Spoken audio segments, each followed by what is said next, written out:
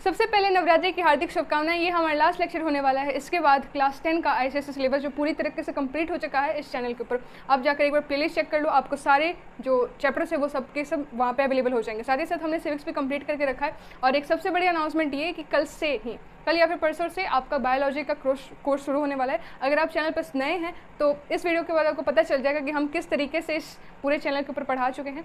वैसे ही उसी हिसाब से क्लास 10 का जो आईसीएसई बायोलॉजी का सिलेबस है वो भी उसी तरीके से कंप्लीट होने वाला है, यानी कि मैक्सिमम 1 से 2 वीडियो के अंदर आपको पूरा चैप्टर मिल जाएगा। हाँ, सर्कुलेटरी सिस्टम वगैरह जो चैप्टर वो थोड़ी बड़े हैं तो इस वजह से उन्हें 2 से 3 वीडियो के अंदर कंप्लीट करेंगे। और हो सकता है कि हम रेडियो सिलेबस के हिसाब से ना जाए, तो आपसे एक रिक्वेस्ट है कि आप अपना रेडियो सिलेबस के हिसाब से ही पढ़े, मतलब उसी वाले टॉपिक्स को पढ़े जो कि आपके सिलेबस में है। जो नहीं है वो ना पढ़े। हम लोग इसलिए कर रहे हैं ताकि आपको थोड़ा सा आइडिया लग जाए कि आसपास में चीज़ें क्या चल रही है। वरना होता ये है कि कई बार जैसे मान लो फॉर एग्जांपल इस चैप्टर के अंदर मान लो कि अगर आपके सिलेबस के अंदर सिर्फ और सिर्फ माउंटबेटन प्लान होता, उसके कॉजेस नहीं होते, उसके ऑब्जेक्टिव्स नहीं होते, तो आपको माउंटबेटन प्लान भी समझ में नहीं आता। इस वजह से हम ऐसा करते हैं कि आपको सब कुछ पढ़ाते हुए चलते हैं ताकि आपको पिछले वाले से लिंक होता रहे कि अच्छा कॉजेस ये थे, रिजेक्शन इस वजह से हुआ था, इस जो कि जिसके कारण हमारे पास ये सारी चीज़ें आ पाई। सो आई होप आपको समझ में आ रहा होगा। अभी तक जितने भी सारे लेक्चर्स अगर आपने अटेंड कर रखे हैं तो वेल एंड गुड, अगर नहीं किए तो ये लेक्चर कंप्लीट हो जाएगा। इसके बाद आपका क्लास 10 हिस्ट्री पूरी तरीके से हमारी तरफ से अपलोडेड है। आपको बस क्या करना है, आपको बस अपनी तरफ से कंप्लीट कर लेना है, जिसके कारण क्या हो जाए आप अपने बोर्ड एग्जाम से पहले 2-3 रिवीजन लगा के बैठे रहो। ठीक है, तो बिना समय का चलिए शुरू करते हैं। सबसे पहली बात, हमने जहाँ पे चैप्टर छोड़ा था वहीं से शुरुआत करने वाले हैं। तो माउंटबेटन ने कुछ प्लान दिए थे। उनका प्लान ये था, उनका बेसिकली मेन मोटिव ये था कि हमें जो है ना पावर को ट्रांसफर कर देना है। ठीक है, मतलब डोमिनेंट स्टेटस की मांग उन लोगों ने हमारे सामने प्रस्ताव रखा था बेबल प्लान के अकॉर्डिंग कि हम आपको डोमिनेंट स्टेटस देंगे, आपको कॉन्स्टिट्यूशन बना कर देंगे। लेकिन फिर हमने बोला कि नहीं भाई, हमने तो बहुत पहले मांगा था। तो फिर बोले कि अब हमें इंडिपेंडेंस चाहिए। उन्होंने बोला कि ठीक है हम इंडिपेंडेंस तो देंगे, पर यहाँ पर मुस्लिम लीग आकर खड़ी थी। वो बोलती कि हमें पाकिस्तान दो, जिस वजह से डायरेक्टली जो पावर डायरेक्टली इंडिया को मिलती वो पावर अब इंडिया पाकिस्तान के बीच में बंटने वाली थी। इस वजह से लॉर्ड माउंटबेटन ने एक प्लान दिया कि ठीक है हमारे तरफ से एक प्रस्ताव है, प्लान है, अगर आपको ठीक लगता है तो आप अपनाओ, नहीं ठीक लगा तो आप मत अपनाओ, नहीं अपनाओगे तो हम आपको इंडिपेंडेंस भी नहीं देंगे, और अपना लोगे तो हम आपको इंडिपेंडेंस देंगे। इस वजह से इनका था कि हम लोग सबसे पहले पावर का ट्रांसफ़र कर देंगे, यानी कि ब्रिटिश क्राउन से पावर ट्रांसफ़र होकर इंडिया के पास आ जाए। ठीक है, तो फर्स्ट पॉइंट ये था कि ट्रांसफ़र ऑफ पावर्स। फिर दूसरा पॉइंट ये था कि क्यों भाई ट्रांसफ़र ऑफ पावर करनी है, क्योंकि बहुत ज़्यादा कन्फ्लिक्ट की सिचुएशन बन रखी थी। ठीक है, इंडिया पाकिस्तान, हिंदू मुस्लिम ऐसे करके राइट्स बहुत ज़्यादा हर तरीके से फैल रखे थे। पिछले बड़े लेक्चर्स में हमने डिस्कस करके रखा है। फिर पार्टीशन ही एक ऐसा चीज़ था जो कि असली का सोल्यूशन था, मतलब जो जिन्ना चाहता है कि पाकिस्तान दे दो, हम अपनी जगह पर संकीर्ण रहेंगे, उससे आगे नहीं निकलेंगे, उनकी जो मुरादें हैं वो पूरी करवा दो। तो इन्होंने बोला कि ठीक है हमारे पास 3 ऑब्जेक्टिव्स है, इस वजह से हम आपको प्लान देते हैं। प्लान के 10 पार्ट्स थे। ठीक है, 10 पार्ट्स यहाँ पर लिखे हैं, उन सबको विस्तार से समझाते हैं। इससे पहले 7 लीडर्स, 7 बड़े बड़े नेता, इनको निमंत्रण किया गया था कि देखिए हमारे पास कुछ प्लान है, उसके कुछ ऑब्जेक्टिव्स है, ये आप एक बार देख लीजिए। तो अभी जो हम डिस्कस करेंगे वो होगा माउंटबेटन प्लान। और 7 जो लीडर्स हैं उनके नाम है, पहले नेहरू, पटेल, कृपालिनी, जिन्ना, लाइकाउत, फिर निश्तार, उसके बाद बलदेव सिंह। ठीक है, पहला पॉइंट ये था कि पार्टीशन करना होगा। पार्टीशन भाई किसका, इंडिया और पाकिस्तान का। जो जिन्ना चाहता है उसकी बातें पूरी कर दो। पाकिस्तान स्टेट्स जो थे वो 5 स्टेट्स से 4 स्टेट्स से मिलकर बना था। ठीक है, उन सब के बारे में भी पिछले लेक्चर में डिस्कस करा है और यहाँ पर भी हम डिस्कस करेंगे कैसे उन जो स्टेट्स थे उन सबके पास ऑब्जेक्टिव ऑप्शंस रखे गए थे कि आपको अगर ज्वाइन करना है इंडिया को तो आप कर सकते हैं, नहीं करना तो आप पाकिस्तान को ज्वाइन कर सकते हैं, आप फ्री हैं। ठीक, उसके बाद फिर रिलेशन कैसा होगा, अगर मान लीजिए भारत और पाकिस्तान, जैसे मान लीजिए हमारा इंडिया था। ठीक है, सपोज करो ये हमारा इंडिया है, इसके अंदर ये पोर्शन पाकिस्तान मांगता था और ये तो बांग्लादेश बन ही चुका था, यानी कह लो ये भी पाकिस्तान का पार्ट था। तो अब ये रिलेशन कैसे रखेंगे, ठीक है भाई ये पहले इंडिया था, कुछ पोर्शन आप काट रखे हो, तो ये वाला जो पोर्शन है, ये जो बच गया रिमेंडिंग, इनके साथ और इन दोनों के साथ कैसा रिलेशन रखा जाएगा। तो वो इन लोगों ने बोला कि वो देखिए वो आपके ऊपर है, अगर आप चाहते हैं फ्रेंड रिलेशन रखना चाहते हैं तो रखिए। जैसे मान लो घर के अंदर बंटवारे होने के बाद दोनों भाइयों के बीच में कैसे रिलेशन रहेगा, उसी की बात हो रही है कि आप अगर चाहेंगे तो अच्छा रिलेशन रख सकते हैं, दिल से बंटवारा नहीं हुआ है, भले ज़मीन से हो रखा है, लेकिन अगर आप चाहते हैं तो बंटवारा माने अब दिल दिमाग हर जगह से बंटवारा, तो वो आपके ऊपर है कि आप किस तरीके से बंटवारा चाहते हैं। वो इन लोगों ने बोला, किसने, माउंटबेटन ने बोला। फिर थर्ड बोला कि बाउंड्री जो होगी, जैसे मान लो पंजाब वाला स्टेट था, तो पंजाब के अंदर सपोज करो ये पंजाब था, तो पंजाब के अंदर डिमांड रखिए कि ऐसा तो होगा नहीं कि पूरा का पूरा पंजाब ही हम आपको दे देंगे पाकिस्तान को, कुछ पंजाब तो हमारे पास भी रहना चाहिए। तो इसकी बाउंड्री क्या होगी, डिफाइंड बाउंड्री क्या होगी कि कितना पोर्शन पाकिस्तान को मिलना चाहिए, कितना पोर्शन इंडिया के अंदर रहना चाहिए, उसकी बाउंड्री हम बना कर देंगे, चिंता मत करो। कश्मीर वाली बाउंड्री भी इस वजह से ही इंडिया के अंदर आज भी इंडिया पाकिस्तान के बीच में कश्मीर वाले मुद्दे के ऊपर रहकर विवाद जो है वो रहता ही रहता है, ठीक है, क्योंकि उन्होंने ऐसे तरीके से बाउंड्री ही बनाई है। अगर आपको बहुत अच्छे से क्लैरिटी चाहिए कि इन लोगों ने हमारे साथ क्या क्या कांड किए थे, तो आई वुड रिकमेंड यू कि 1947 करके एक मूवी है, ठीक है, रिसेंटली आई थी 2-3 सालों पहले, उससे आप देख लीजिए, आपको बहुत अच्छे से समझ में आ जाएगा उन्होंने कैसे करके बाउंड्री बनाई थी। फिर फोर्थ पॉइंट ये था कि जो प्रिंसली स्टेट्स रहेंगे ना, जो कि राज्य थे जैसे हैदराबाद, मद्रास, ये लोग फ्री रहेंगे। अगर आपको ज्वाइन करना है कर सकते हैं, नहीं करना है नहीं कर सकते। आपके ऊपर कोई भी फोर्स नहीं दे रहा कि आप पाकिस्तान को ज्वाइन करो, आप इंडिया को ज्वाइन करो, या फिर आप किसी को भी ज्वाइन करो, आप एकदम फ्री हैं। आप अगर चाहें तो कीजिए, नहीं चाहते तो मत कीजिए, ये आपके ऊपर है। फिफ्थ पॉइंट ये था कि बंगाल और पंजाब, जैसे इधर ये बंगाल है, ठीक है, बंगाल के अंदर ईस्ट बंगाल वेस्ट बंगाल तो हो ही रखा था।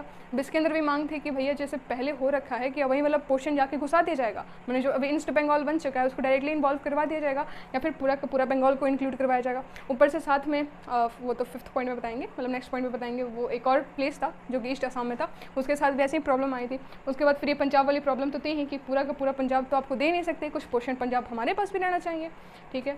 फिफ्थ पॉइंट कंप्लीट हो गया। सिक्स्थ पॉइंट ये था कि सिंध जो है, ठीक है, पाकिस्तान की मांग क्या थी, यहाँ पे लिखते हैं, पाकिस्तान की मांग थी कि हमें पंजाब दो, अफ़गानिस्तान दो, कश्मीर दो, सिंध दो, उसके बाद तान से बलूचिस्तान दे दो। तो इन्होंने बोला कि सिंध देखो तुम्हारे ऊपर है, तुम अगर चाहते हो ज्वाइन करना तो ज्वाइन कर लो, तुम नहीं चाहते ज्वाइन करना तो मत करो, तुम्हारे ऊपर कोई भी प्रेशर नहीं बनाया जा रहा, हम आपको फ्री रखते हैं। उसके बाद फिर एक और स्टेट था, एक ऐसा स्टेट जिसके ऊपर मेजॉरिटी किसकी ज़्यादा थी, मुस्लिम की, उसका नाम था साइलित, ठीक है, साइलित, ये ईस्ट आसाम का पार्ट था, तो इसको भी फ्री छोड़ा गया कि देखो यार तुमको ज्वाइन करना है तो करो, नहीं करना तो मत करो, तुम एकदम फ्री हो। फिर सेवन्थ पॉइंट ये था कि जो नॉर्थ वेस्ट फ्रंटियर प्रोविंस था ना, उसके ऊपर भी उसको भी फ्री छोड़ा गया। जो मतलब जिस पोर्शन को पाकिस्तान के नाम से मैंने जिन्होंने मांगा था कि हमें ये राज्य दे दो जिसके कारण हम क्या बना कर रह लेंगे, अपना एक कंट्री बना कर रह लेंगे, उस वाले पोर्शन को हमने उन लोगों ने फ्री छोड़वा दिया कि देखो आपके ऊपर है, आपके ऊपर कोई भी प्रेशर नहीं बना रहा, आप चाहते हो तो जाओ, नहीं चाहते तो मत जाओ। क्योंकि पिछली बारी वीडियो में आपने देखा होगा कि ज़रूरी नहीं था ना कि ये पाकिस्तान का डिवीज़न ही सोल्यूशन होने वाला है। कुछ जो मुस्लिम्स होंगे वो ये भी चाहते हैं कि हम इंडिया वाले के साथ ही रह जाए, कुछ चाहते हैं कि नहीं हम पाकिस्तान अब मुस्लिमों के लिए बन रहे हैं तो हम उनके साथ ही बैठ जाए। कुछ लाहौर पंजाब के अंदर ऐसे भी लोग थे जो कि चाहते थे अरे यार मेरी बुरखों की ज़मीन है, मैं उसको छोड़ के फिर इंडिया मतलब वो पोर्शन पाकिस्तान का हो जाता, तो उस वाले पोर्शन को हम हिंदुस्तान में ज्वाइन नहीं करवा सकते, मतलब उस ज़मीन को नहीं छोड़ कर आ सकते क्योंकि वो हमारे पूर्वजों की ज़मीन है, हम अपनी ज़मीन को कैसे छोड़े। तो ये सारी सिचुएशंस थी जिस वजह से ये पाकिस्तान का जो आइडिया था उसे पोस्टपोन किया गया था, उसे रिजेक्ट कर दिया था। लेकिन माउंटबेटन आए, उन्होंने बोला कि देखो यार एक ही सॉल्यूशन है, पाकिस्तान बनाना ही पड़ेगा वरना ये जिन्हें परेशान करता रहेगा। और साथ ही साथ आगे हम देखेंगे कि हमारे देश के नेता ने भी बोला कि अगर हमने एक पाकिस्तान का मांग को अगर मंजूरी नहीं दी तो जाहिर सी बात है फ्यूचर के अंदर हमारे पास 100 पाकिस्तान बनके तैयार हो जाने वाले। तो चलिए फिर से कंटिन्यू करते हैं, यहाँ तक कि पोर्शन यहाँ तक का बात जो कंप्लीट मतलब समझ में आ रहा होगा। फिर 9th पॉइंट ये कहता है कि कॉन्स्टिट्यूशन के अंदर जो हम लोग कॉन्स्टिट्यूएंट असेंबली की बातें कर रहे हैं ना कि कॉन्स्टिट्यूएंट असेंबली बना देंगे इंडिया के लिए, हमने उन लोगों ने एक अल्टीमेटम दिया था एटली ने कि 1948 जून तक आपको एक कॉन्स्टिट्यूएंट असेंबली बना के रखनी है। तो इन्होंने बोला कि जो कॉन्स्टिट्यूएंट असेंबली की मांग है ये सिर्फ और सिर्फ इंडिया के लिए ही रहेगा, ब्रिटिश इंडिया का पार्ट, लेकिन पाकिस्तान के लिए वाले जो असेंबली की मांग है वो नहीं रहेगी, वो सिर्फ और सिर्फ इंडिया के लिए ही रहेगी, ठीक है। 10th पॉइंट ये कहता है कि ट्रांसफ़र ऑफ पावर किस दिन किया जाएगा, तो 15 अगस्त 1947 के दिन किया जाएगा, जून 1948 से बात को पीछे करवा के, ठीक है, क्या करवा दिया 1947 को 15 अगस्त को ही हमने उन लोगों ने बोला कि हम आपको आज़ादी देने के लिए तैयार है। आज़ादी बेसिकली नहीं, हम आपको पावर देने के लिए ट्राई है, तो पावर दोगे तो मैंने हम लोग आपको भगाने की पावर रखते हैं, ठीक है। यहाँ तक की बातें समझ में आ गई।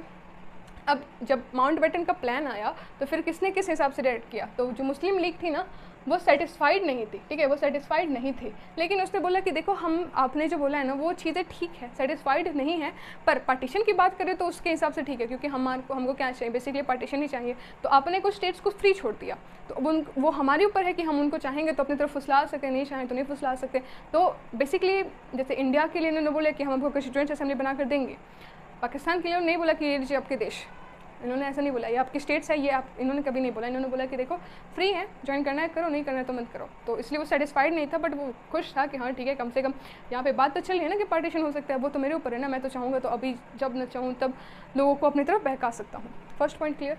सेकेंड पॉइंट ये कि पाकिस्तान, हाँ ये किसी नेता ने बोला था कि अगर हमने एक पाकिस्तान के लिए मंजूरी नहीं दी तो जाहिर सी बात है फ्यूचर के अंदर हमारे पास बहुत ज़्यादा पाकिस्तान बनके तैयार होने वाले, क्योंकि ऐसी सिचुएशन आ गई थी इंडिया के अंदर कि हर बात पे लड़ाई झगड़े, मतलब कोल्ड वार टाइप का चल रहा था, ठीक है, बहुत ही ज़्यादा रायोट्स फैल चुका था, सिविल वॉर चल रहा था।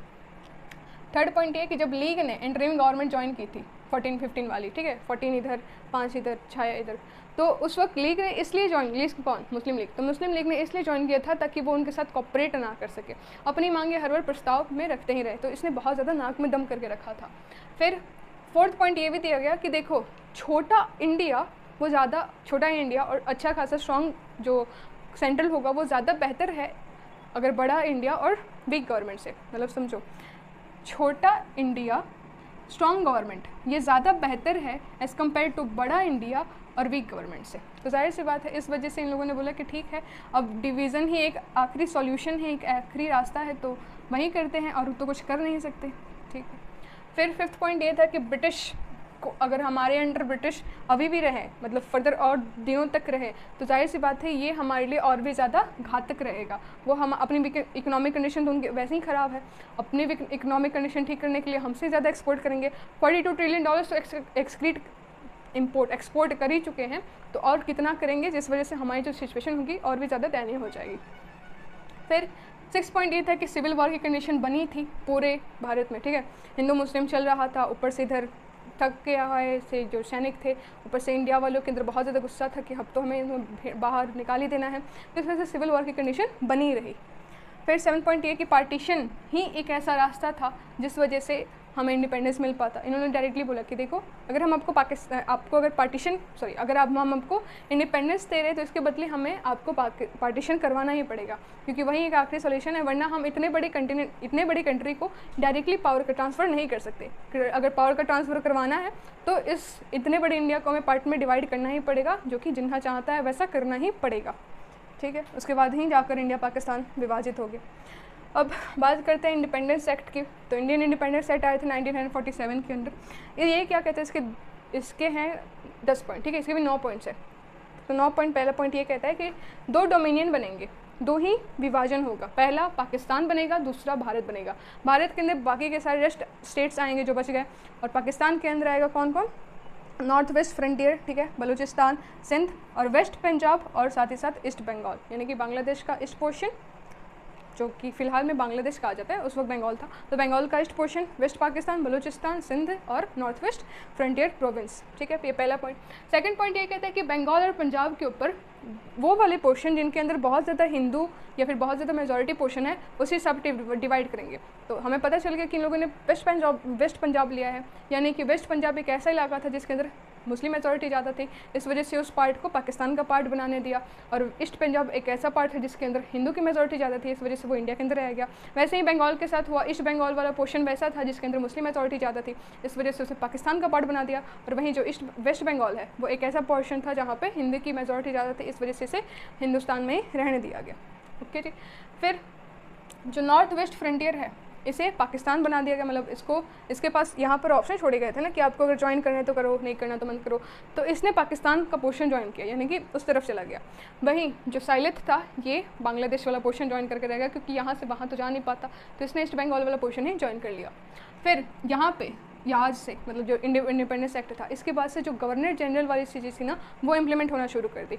मतलब अब यहाँ पे किंग का राज नहीं चलेगा, एम्परर ऑफ इंडिया डाउन हो जाएगा। यहाँ पे पॉइंट्स लिखे हैं, एम्परर ऑफ इंडिया का जो टाइटल था उसे हटा दिया जाएगा, किंग का राज नहीं चलेगा, जो चलेगा वो गवर्नर जनरल ही चलेगा, ठीक है। लेजिस्लेटिव के अंदर किसी भी ब्रिटिश की पावर नहीं रहने वाली है, ठीक है।